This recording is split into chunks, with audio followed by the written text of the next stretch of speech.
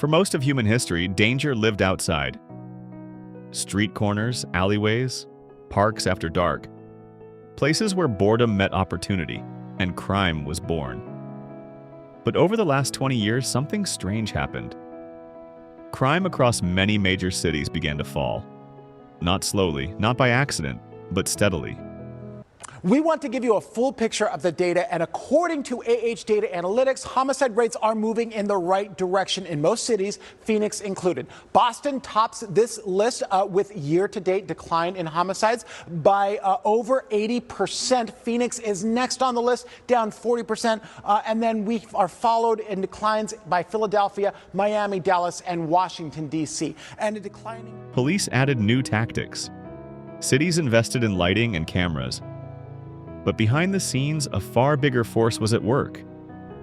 Not laws, not prisons. It was the internet. A technology that quietly rewired where we spend our time, who we meet, and how communities function. How the internet didn't just entertain us, it transformed crime itself. In the 1990s, many American cities were battling historic crime waves. Drive-by shootings were common. Entire neighborhoods were considered no-go zones after sunset. Gangs controlled blocks like unofficial governments. Then came the early 2000s. Broadband internet came about and spread. Smartphones arrived. Social media exploded. And slowly, almost mysteriously, violent crime dropped. Not just in one city, but across the nation. The streets that once buzzed with tension began growing quieter. Criminologists have long understood one simple truth. Crime often begins with idle time and boredom. When young people had nowhere to go, nothing to do, and no supervision, they gathered outside. And where crowds gathered, conflict followed. But the internet changed that equation. Video games replaced hanging out on street corners. Streaming replaced late-night wandering. Group chats replaced street meetups. Homes transformed into entertainment centers. Social spaces moved indoors. Teenagers who once roamed until midnight were now online until 3 in the morning. Not planning robberies, but planning raids in video games. Not looking for fights, but looking for likes. The internet didn't just keep people inside. It created something criminals had never faced before. Constant visibility and surveillance. Every phone became a camera and video recorder. Every bystander with a phone became a potential witness with solid evidence. Every crime risked being caught on camera. Before, a crime might have no evidence. Now it might have 10 videos from 10 angles uploaded within minutes. Social media turned crime into public record. The internet didn't replace law enforcement. It multiplied it. In the past, gangs controlled territory through physical presence. Orders as they prepare for another assault on street gangs. Beach Avenue, but that was before the Los Angeles Police Department declared war on street gangs in the city, and before a shooting Wednesday night, low. It's dust low. All right, hold on.